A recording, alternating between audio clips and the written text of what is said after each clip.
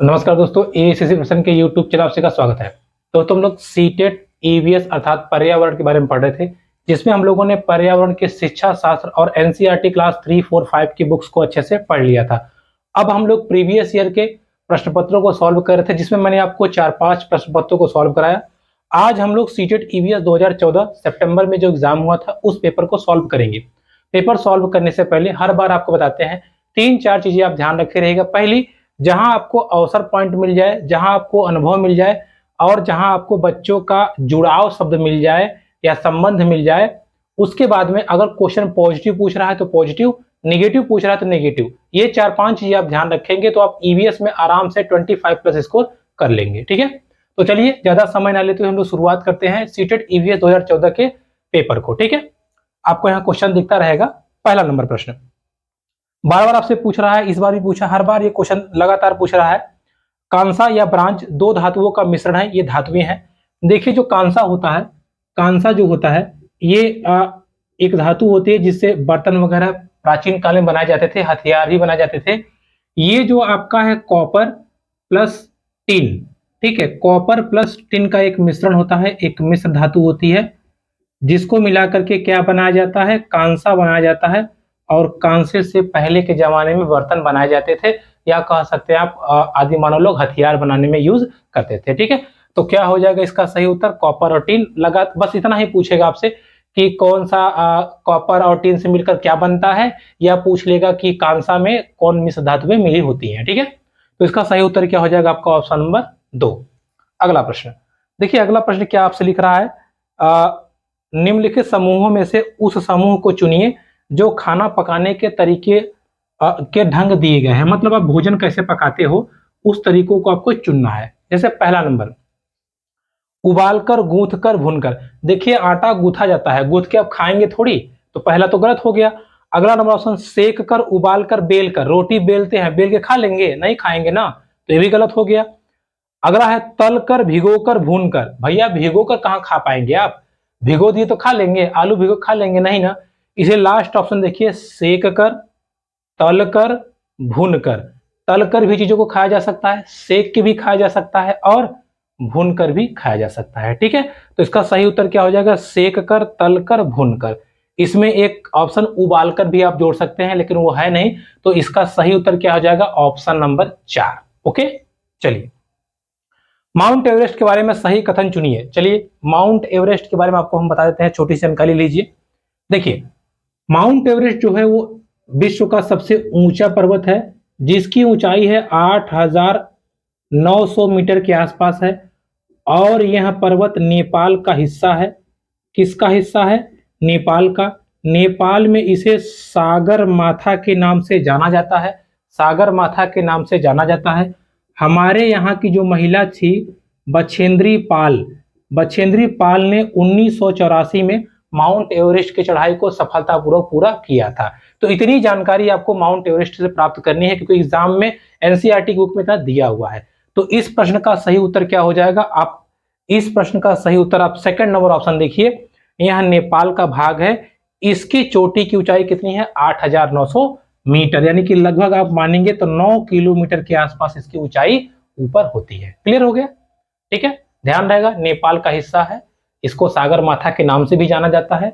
और उसके बाद में ये कहाँ है, इस पे बछेंद्री पाल ने 1984 में चढ़ाई पूरी की थी। ठीक है, चलिए अगला प्रश्न, रेगिस्तानी ओक एक पेड़ का नाम है जिसकी जड़ें उस गहराई तक जमीन के भीतर जाती हैं जब तक पानी तक ना पहुंच जाएं। इस पेड़ की जड़ों की गहराई इस पेड़ की ऊंचाई की लगभग 3 गुनी होती है। यह पेड़ कहां पाया जाता है। देखिए जो आपका रेगिस्तानी ओक होता है, रेगिस्तानी ओक, देखिए रेगिस्तानी ओक के बारे में आप जानिए। इस पेड़ की जो मोटाई होती है ये लगभग कितनी होती है, 10 मीटर, मतलब एक कमरे के बराबर 10 मीटर इसकी मोटाई होती है। अगर मान लीजिए इसकी हाइट कितनी है, 10 मीटर, तो इसकी जड़ें एकदम नीचे तक जाती हैं। ठीक है, एकदम नीचे तक, तब तक जाएंगी जब तक इनको पानी न मिल जाए। अब एक बात बताइए आप, जड़ें नीचे क्यों गई, जड़ें नीचे इसलिए गई ना क्योंकि उनको पानी नहीं मिल रहा था। अगर पानी मिल जाए तो क्यों नीचे जाए, तो जड़ें लगभग 30 गुना 30 गुना, सोचिए 10 गुणे 30 कर दीजिए, यानी कि लगभग 300 मीटर तक नीचे जाती हैं, तब इनको पानी मिलता है। और ये पानी खींच खींच के इसमें क्या करती हैं, इकट्ठा कर देती हैं। और जब पानी इकट्ठा कर देती हैं, यहाँ के लोगों को जब पानी की जरूरत होती है तो ये तने को काट करके, छेद करके इसमें पाइप डाल के पानी को पीते हैं। ठीक है, सोचिए इतनी इंपॉर्टेंस है। तो रेगिस्तानी ओक जो वृक्ष है उसकी जड़ें 30 गुना अंदर तक जाती हैं, तक पानी न मिल जाए, और इसकी मोटाई लगभग 10 मीटर के आसपास होती है, कमरे के बराबर। साथ ही साथ यह ऑस्ट्रेलिया में पाया जाने वाला पौधा है या पेड़ है। ठीक है, तो ऑस्ट्रेलिया में पाया जाता है, इसको आप ध्यान रखिएगा। इसका सही उत्तर क्या हो जाएगा, ऑप्शन नंबर 3। गलती से लोग राजस्थान मार देते हैं, मारिएगा मत, राजस्थान में हमारे यहाँ ये पौधा नहीं पाया जाता, ये पाया जाता है आपका ऑस्ट्रेलिया में। ठीक है, रेगिस्तानी ओक, ओक में ऑस्ट्रेलिया आ रहा है, तो ध्यान रखिएगा ऑस्ट्रेलिया में पाया जाता है। ओके, तो इसका सही उत्तर क्या हो जाएगा, ऑप्शन नंबर 3। चलिए अगला प्रश्न, अगला प्रश्न हमारा क्या कह रहा है। हाँ देखिए, इसको हम समझ लेते हैं, ये क्या कह रहा है, इसको देखिए। हमसे कह रहा है कि कोई रेलगाड़ी है 16 जुलाई 2014 को चली है। देखिए ध्यान समझिएगा इस सवाल को, थोड़ा सा कैलकुलेटिव है बट इजी है। 16 जुलाई 2014 को ये रेलगाड़ी चली, और कब चली, सुबह के 5:15 पे, सुबह के 5:15 रेलगाड़ी चल दी। अच्छा, 18 जुलाई को, 18 जुलाई को ये रेलगाड़ी 18 जुलाई 2014 को कब, सुबह के 4:45 पे पहुंच गई। अब जहां उसको पहुंचना था पहुंच गई। ओके, कह रहा है रेलगाड़ी ने कितनी दूरी तक कवर की है, दूरी इसने कवर की है 2649 किलोमीटर, किलोमीटर।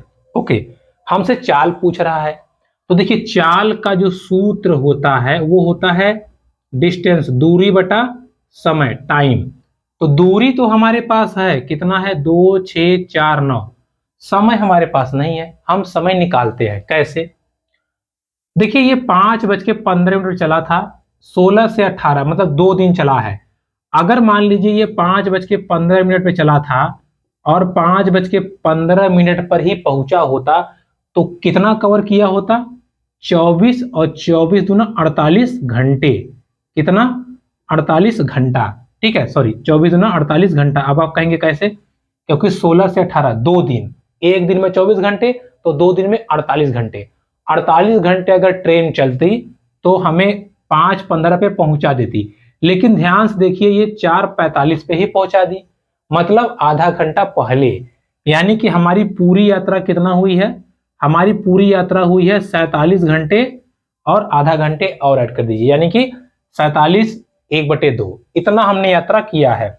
इसकी वैल्यू को यहां रख दीजिए, 47 1/2 कर दीजिए, इसको हल कर दीजिए, आपका उत्तर आ जाएगा। देखिए 2 6 4 9 बटे, ये होगा 2 7 14, 2 चौके 8 1 9, 9, और ये हो जाएगा आपका, देखिए 2 सते आपका हो गया 14, 2 चौके 8 1 9, 94, और एक 95, 95/2, ये 2 ऊपर जाएगा, गुणा हो जाएगा 26 49 बटे 95 गुणे 2, 2 से गुणा करिए, 2 9 18, 2 चौके 8 1 9, 2 छके 12, 2 तिया 2 दूना 4 1 5 बटे 95। ठीक है, अब इसको आप सॉल्व कर लेंगे तो आपकी एवरेज स्पीड आ जाएगी। ठीक है, एवरेज स्पीड आपकी आ जाएगी, इसको आप कैलकुलेट कर लीजिएगा, मतलब कैलकुलेटर से डिवाइड कर लीजिएगा, इसमें से शायद 54 के आसपास आ जाएगा। ठीक, तो इसको आप कैलकुलेट कर लीजिएगा, इजी क्वेश्चन है, बस डिवाइड ही करना है। चलिए अगला क्वेश्चन देखते हैं। देखिए अगला क्वेश्चन क्या कह रहा है, देखिए सब क्वेश्चन को थोड़ा हम डिटेल में कर देंगे ताकि आपको इजी समझ में आ जाए।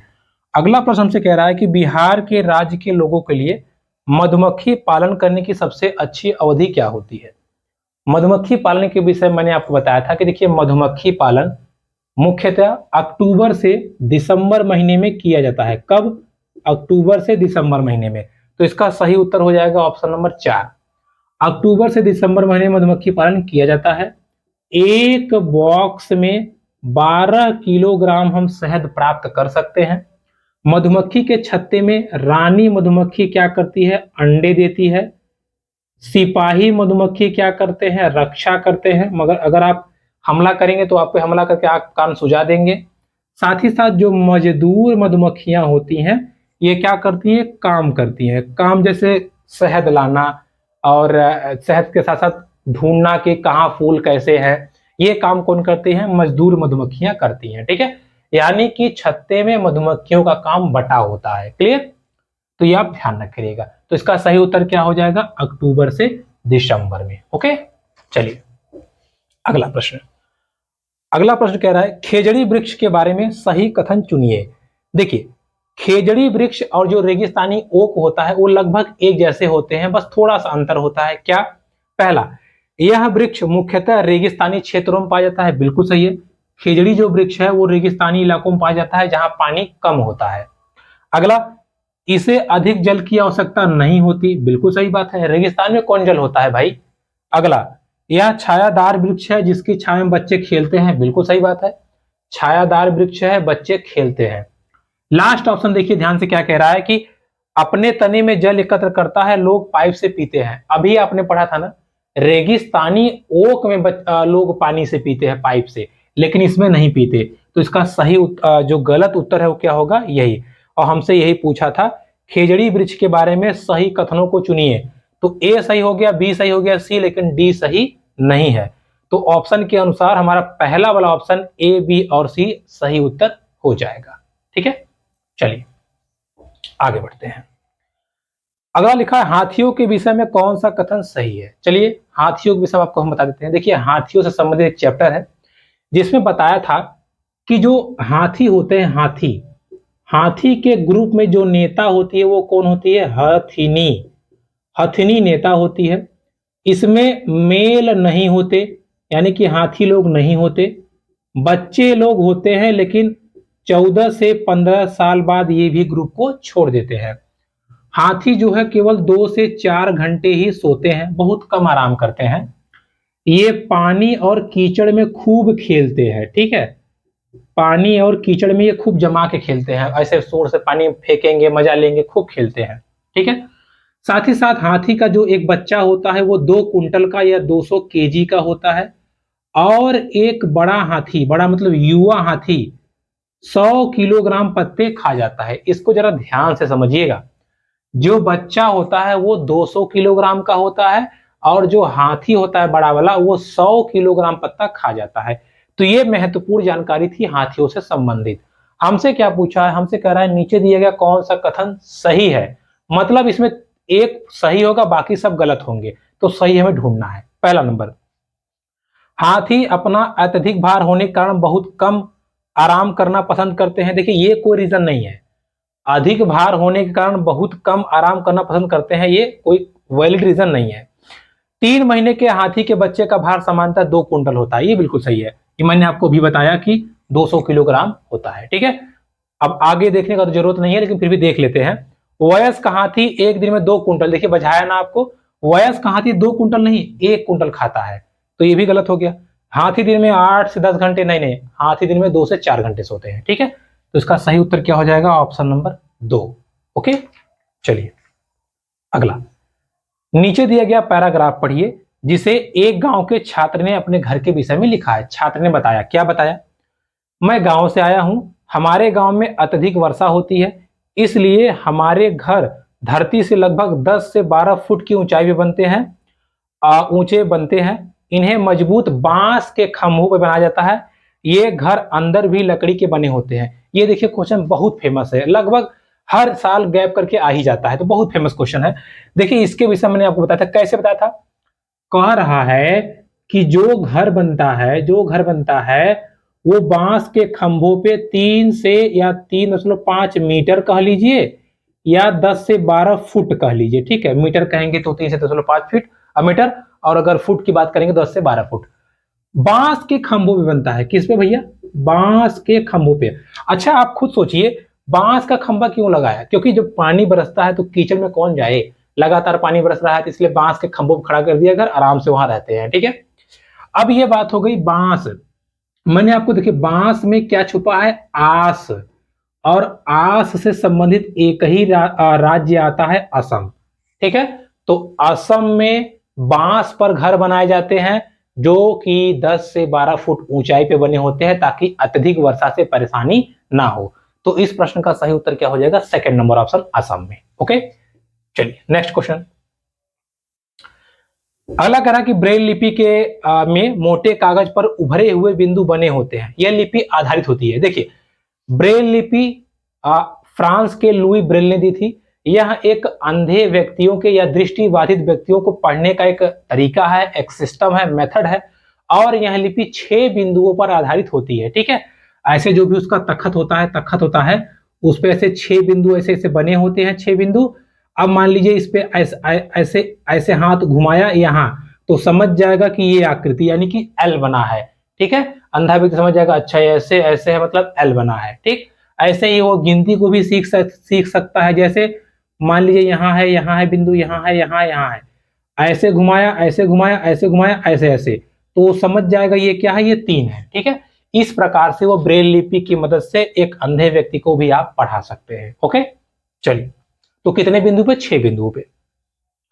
निम्नलिखित पक्षियों में कौन पक्षी अपनी गर्दन काफी हद तक पीछे घुमा सकता है? देखिए, पीछे घुमा सकता है, जैसे अगर नॉर्मली जैसे ना कभी कुछ आप चर्चा करते रहिए, जैसे आपके जैसे ग्रुप है, ग्रुप में आप कुछ बताते रहिए, और जिसको कोई नॉलेज ना हो, जैसे मान लीजिए अब चर्चा होने लगी किसी पॉलिटिक्स के बारे में, पॉलिटिक्स के बारे में मुझे नॉलेज नहीं है, तो अब कहने लगे कि उन्होंने ये भाषण दिया तो हम उसको सुनेंगे मुंह बना के, फिर ये कहेगा तो इसको सुनेंगे मुंह बना के, पीछे वाला कहेगा अरे मोदी जी ने ऐसा किया तो उधर देखेंगे मुंह बना के।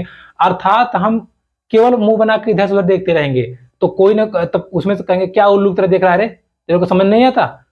तो वही होता है, उल्लू यही काम करता है, वो अपनी गर्दन चारों तरफ घुमा लेता है। जैसे हम उल्लू की तरह, जब हमको कुछ समझ में नहीं आता तो एक दूसरे का मुंह ताकते रहते हैं, क्या बोल रहा है भाई, तू समझ नहीं आ रहा हमको।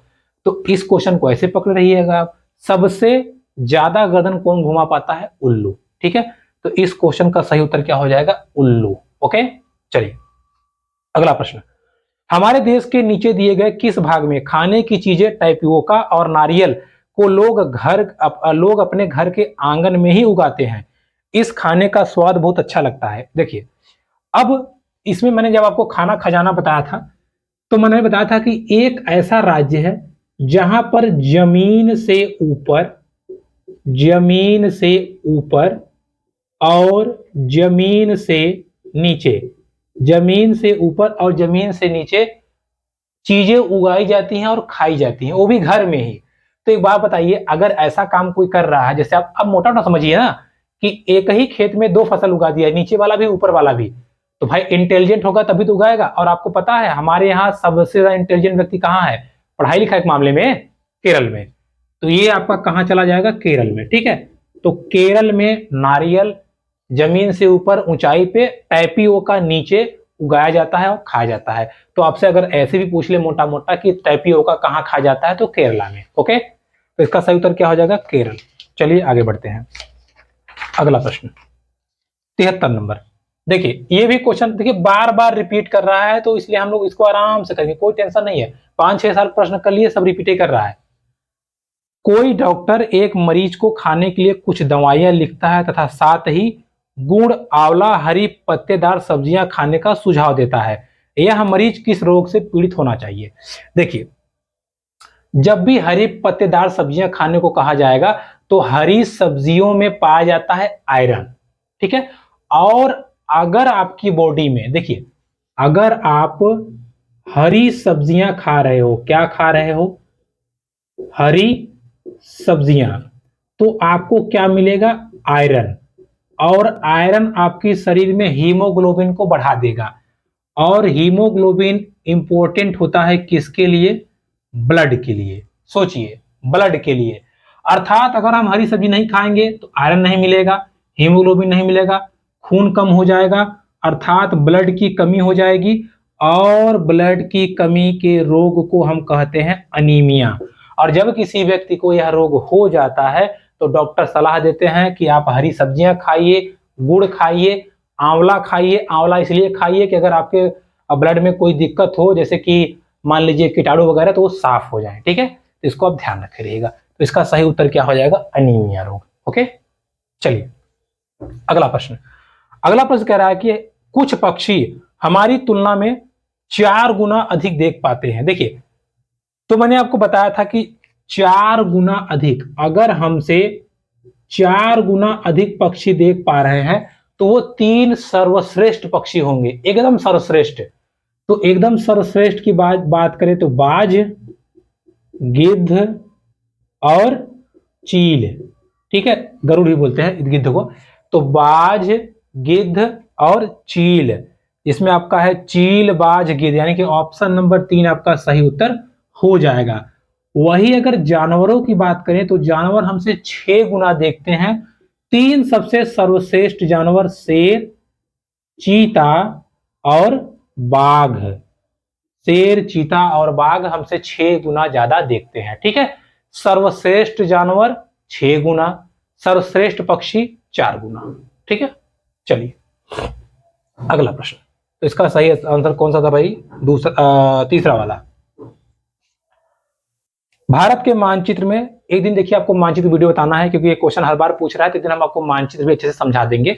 अभी मोटा मोटा समझिए। भारत के मानचित्र में दिल्ली के सापेक्ष हिमाचल प्रदेश की राजधानी शिमला, मध्य प्रदेश की राजधानी भोपाल क्रमशः स्थित है। देखिए मानचित्र की बात करें, अगर मान लीजिए यहाँ दिल्ली है, दिल्ली के जस्ट ऊपर है आपका हिमाचल प्रदेश। हिमाचल प्रदेश, तो इसकी राजधानी शिमला यही होगी, और इसके जस्ट नीचे से आपका आता है एमपी, तो एमपी की राजधानी भोपाल भी यही होगी। तो अगर आप मोटा मोटा देखें तो ऊपर क्या होता है? ऊपर होता है उत्तर, नीचे क्या होता है? नीचे होता है आपका दक्षिण। तो इसका सही उत्तर क्या हो जाएगा? उत्तर दक्षिण, ठीक है। कहीं कहीं इसका उत्तर दूसरा कुछ बताया गया है, लेकिन जो कि गलत है। आयोग ने क्या माना है? उत्तर और दक्षिण, ठीक है। दिल्ली के ऊपर है हिमाचल प्रदेश, तो ऊपर जाएंगे तो उत्तर, नीचे आएंगे तो दक्षिण, ठीक, डायरेक्शन के हिसाब से। अगला, ईवीएस संक्षेपण अर्थ में प्रयुक्त होता है। देखिए ईवीएस का मतलब होता है इन्वायरमेंटल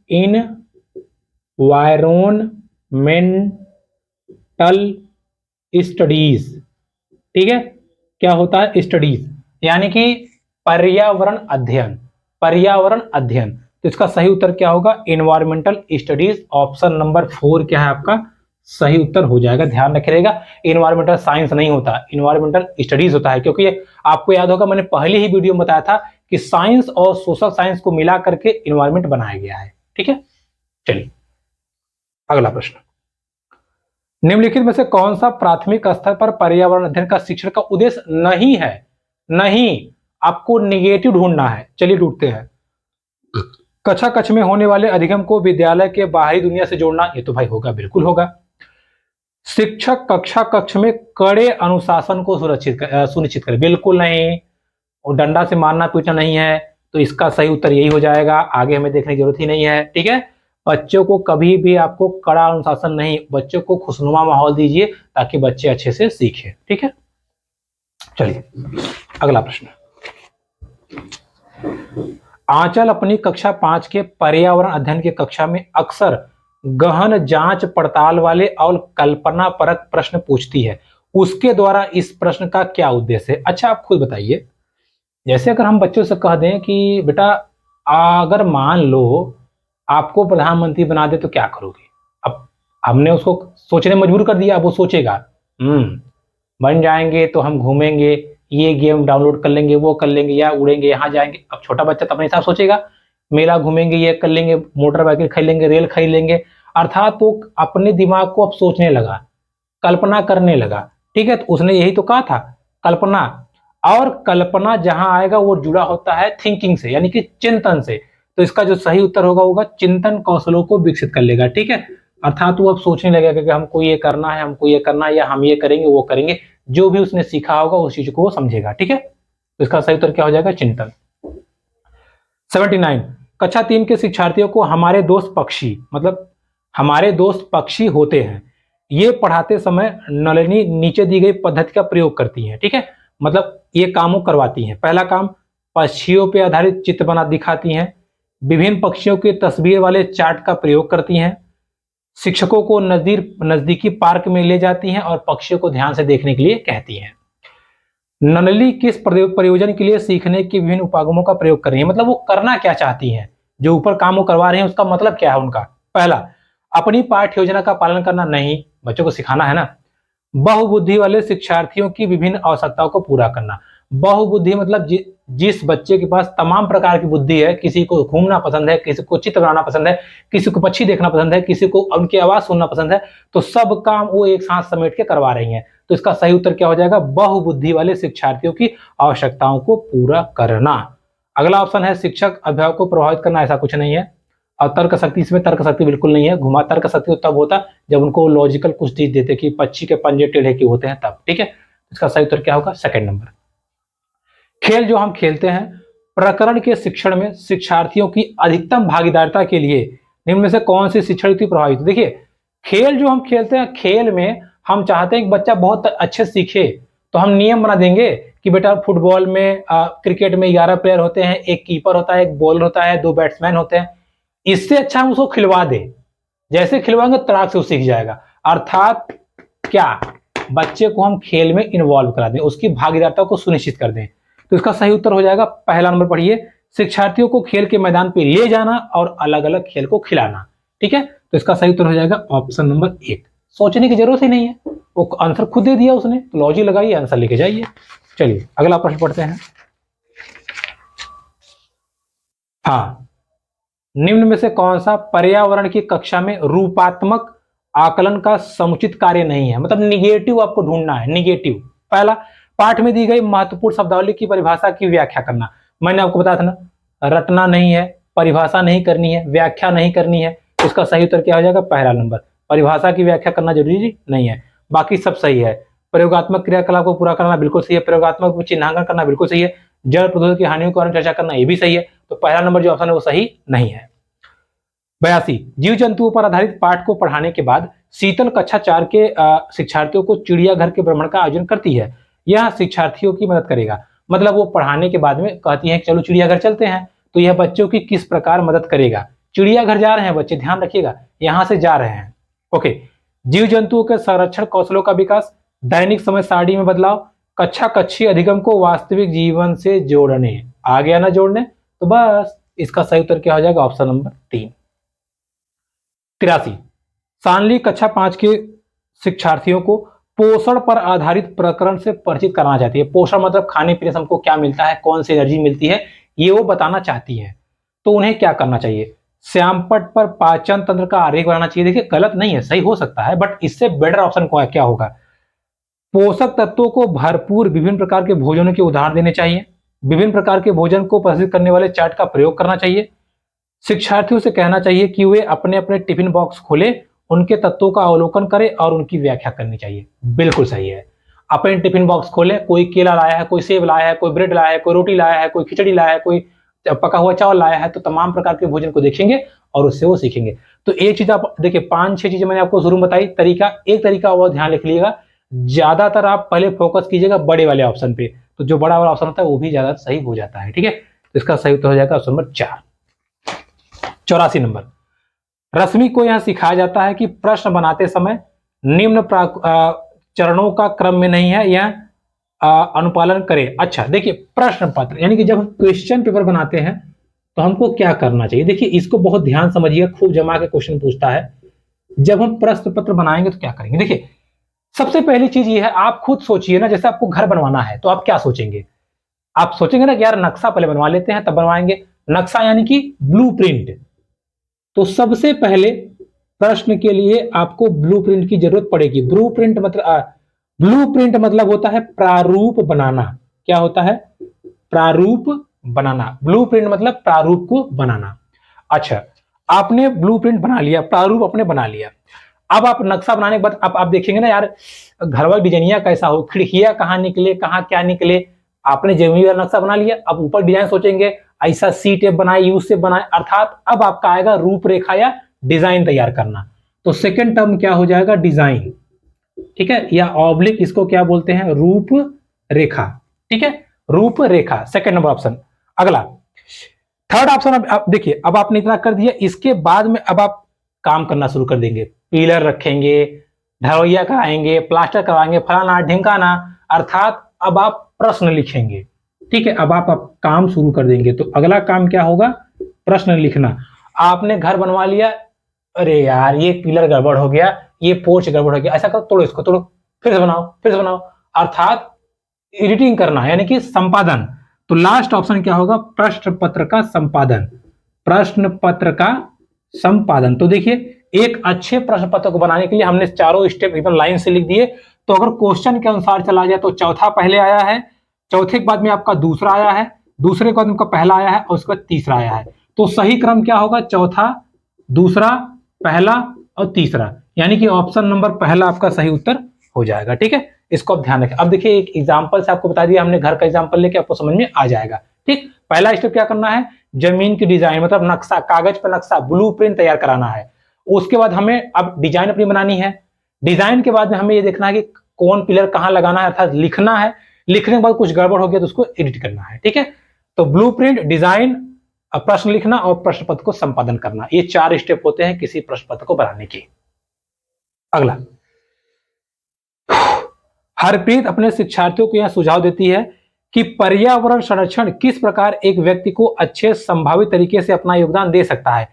उनका सबसे बेहतर क्या सुझाव होगा? मतलब वो बताना चाहती हैं कि पर्यावरण संरक्षण के लिए हम क्या योगदान दे सकते हैं, इसके लिए सबसे बेस्ट क्या होगा वो बताना है। पहला, आने जाने के लिए सार्वजनिक साधनों का प्रयोग करना। देखिए ये हो सकता है, जैसे अगर हम अलग अलग वाहन से जाएंगे तो अलग अलग प्रदूषण फैलेगा। एक ही बस से 50 लोग चले गए और 50 लोग बाइक से गए तो प्रदूषण किससे ज्यादा फैलेगा? बाइक से। अर्थात सार्वजनिक वाहन का प्रयोग कर लीजिए, सही हो जाएगा। पहला तो सही दिख रहा है। कार, स्कूटर आदि व्यक्तिगत वाहन न रखें, रखना पड़ता है भाई, कभी जरूरत पड़ जाती है। घर के बाहर अक्सर आने जाने से बचना, क्यों ना जाए, काम पड़ेगा तो। अपने व्यक्तिगत वाहन की इंजन की नियमित जांच करना, ये भी सही है। लेकिन सबसे बेहतर क्या सुझाव है? आने जाने के लिए सार्वजनिक साधनों का प्रयोग करना है, तब इसमें आप योगदान दे सकते हैं। ठीक है, तो पहला क्या होगा आपका? आने जाने के लिए सार्वजनिक साधनों का प्रयोग करना। इसमें देखिए अपने व्यक्तिगत वाहन के इंजन की नियमित जांच कराना भी होगा, लेकिन कितना भी जांच कराइए प्रदूषण तो होगा ही होगा। अगर आप वाहन लेके चलेंगे 10 लोग तो 10 लोग से प्रदूषण होगा, लेकिन एक बस में चले जाएंगे तो एक से ही होगा जो होगा थोड़ा सा। ठीक है, चलिए, तो सही उत्तर हो जाएगा पहला नंबर ऑप्शन। कक्षा 5 के शिक्षार्थियों में जिज्ञासा जागृत करने के लिए निम्न से सबसे प्रभावी तरीका। देखिए जिज्ञासा के लिए जैसे हम आपसे कह दें कि बताइए, हम आपसे कह दें, मान लीजिए कि भारत के पहले राष्ट्रपति कौन थे, तो आप सोचने लगेंगे कौन थे यार। ठीक है, आप चिंतन में, और चिंतन का होता है कल्पना से। अर्थात बच्चों को जब प्रश्न पूछा जाता है तो वो कल्पना करने लगते हैं, चिंतन कर लेते हैं। साथ ही साथ अगर वो नहीं बता पाएंगे तो उनको वो जानने के लिए लायक रहेंगे कि क्या क्या इसका उत्तर क्या होगा, कुछ रोमांचित, अच्छा अच्छा ये हो सकता है। ठीक है, या फिर आप कह दीजिए बेटा आज हम तुम्हें खेल खिलवाएंगे। अब आपने उनके दिमाग में क्वेश्चन डाल दिया, खेल कौन सा खेल खिलवाएंगे भाई, क्रिकेट, फुटबॉल, कबड्डी, क्या खिलवाएंगे? तो अर्थात बच्चे क्या होते हैं? जिज्ञासु हो जाते हैं। तो इसका सही उत्तर क्या होगा? जिज्ञासा जागृत करने के लिए गहन जांच परक और कल्पना परक प्रश्न पूछना। ठीक है, तो सही उत्तर क्या हो जाएगा? Option number 4। 87, यदि 1 महीने के लिए बिजली ना हो तो हमारा जीवन किस प्रकार प्रभावित होगा? यह प्रश्न पूछने का क्या उद्देश्य है? अभी मैंने आपको बताया मैंने कि जब आप प्रश्न पूछेंगे तो बच्चे के अंदर जिज्ञासा जागेगी। जिज्ञासा जागेगी तो बच्चा कल्पना करेगा, चिंतन करेगा। तो ऑप्शन ढूंढिए, ऑप्शन नंबर 3, शिक्षार्थियों को कल्पना परक और चिंतन परक कौशलों का विकास करना। खत्म। ठीक है, ज्यादा टेंशन लेने की जरूरत नहीं है। अगला 88 नंबर, कक्षा 5 की पर्यावरण अध्ययन की पाठ्य पुस्तक के एक पाठ में सर्वेक्षण और लेखन पर एक भाग का मुख्य उद्देश्य क्या है? मतलब सर्वेक्षण और लेखन का मुख्य उद्देश्य क्या है? शिक्षार्थियों की सामान्य जानकारी का आकलन करना, शिक्षार्थियों को अवसर, बस देखने की जरूरत ही नहीं है। दूसरा नंबर क्या हो जाएगा? राइट आंसर हो जाएगा। चलिए 89 नंबर, 89, वृक्ष संरक्षण की अवधारणा के बारे में शिक्षार्थियों को संवेदनशील बनाने के लिए गुंजन निम्नलिखित क्रियाकलापों का आयोजन करती है। वो मतलब निम्न कार्य करवा रही हैं, संवेदनशील मतलब पेड़ और ना कटे इसके लिए। पहला नंबर ऑप्शन, प्रत्येक शिक्षार्थियों को इस बात के लिए प्रोत्साहित करना कि वे एक एक वृक्ष को अपनाएं, अच्छी बात है। वन संरक्षण पर वाद विवाद प्रतियोगिता कराना, ये भी ठीक है। वृक्षों पर आधारित पोस्टर निर्माण संबंधित प्रतियोगिता, ये भी ठीक है। शिक्षार्थियों को कटी लकड़ियों के भंडार दिखाना, देखिए ये गलत है। कटी लकड़ियों के भंडार दिखाएंगे तो उनको क्या समझ में आएगा कि पेड़ों को बचाना, उनको लगेगा पेड़ों को काटो काटो। तो जो सबसे कम यूज का, जैसे आपसे पूछा ना है कि वांछित उद्देश्य को प्राप्त करने के लिए ऊपर दी गई गतिविधियों में सबसे कम प्रभावी कौन होगा? तो लास्ट वाला घ नंबर। ठीक है, ये सबसे कम होगा, बाकी सब प्रभावित करेंगे लेकिन घ वाला बहुत कम प्रभावित करेगा। ठीक है, ध्यान रखिएगा क्योंकि हमसे निगेटिव पूछा था। लास्ट, कक्षा 5 के शिक्षार्थियों को यदि यह समाप्त हो जाए, पाठ पढ़ाने के बाद में शीला प्रकरण के बारे में शिक्षार्थियों की समझ स्तर के बारे में जानने के लिए एक प्रशिक्षण प्रशासित करती हैं। यह जानकर आश्चर्य होता है कि एक बड़ी संख्या में शिक्षार्थी संबंधित अवधारणा को नहीं समझ पाए। इसका क्या कारण हो सकता है? देखिए, अगर आपने कुछ पढ़ाया, बच्चे नहीं समझ पाए, तो बच्चों की गलती नहीं है, गलती किसकी है? आपकी और आपके टीचिंग मेथड की। ठीक है, तो आप उसको सुधारिए। सीटेट कभी नहीं कहता बच्चे की गलती है, गलती हमेशा कहता है कि शिक्षक की गलती नहीं है, हो सकता है उसने जो तरीका अपनाया वो गड़बड़ हो गया, तो तरीके को बदल दीजिए, बच्चा सीख जाएगा। तो इसका सही उत्तर क्या हो जाएगा? उसने प्रकरण को पढ़ाने के लिए सही पद्धति का प्रयोग नहीं किया। यहां देखिए नहीं लिख रहा है कि शिक्षक गलत है, पद्धति का प्रयोग नहीं किया। तो इसका सही उत्तर क्या हो जाएगा? Option number first. ठीक है, तो दोस्तों ये था हमारा सीटेट सितंबर 2014 ईवीएस का प्रश्न पत्र, जिसको हमने अच्छे सॉल्व कर लिया। वीडियो पसंद आई और क्वेश्चन आपको समझ में आए और आपको लगा कि हाँ थोड़ा इजी हो रहा है, तो प्लीज चैनल को लाइक, कमेंट, सब्सक्राइब, शेयर जरूर कीजिएगा। मिलते हैं आपसे नेक्स्ट वीडियो, तब तक के लिए नमस्कार।